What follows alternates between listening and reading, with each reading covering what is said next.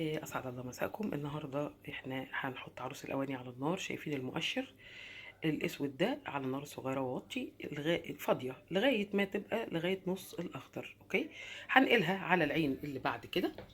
اوكي، وهكون انا مطلعه كفته من الفريزر، حطيتها في التلاجة من بالليل. الصبح خرجتها بطاطستين قطعتهم صوابع، وفي طبق بره رحت حاطه عليهم عباره عن شويه توابل اللي انت بتحبيها، وتحطي معاها ملح وتقلبيهم مع توم بودره وبصل بودره، اللي ما عندكيش وقت تخرطي. اوكي، بعد كده هتفتحي تحمري الكفته من غير دهون.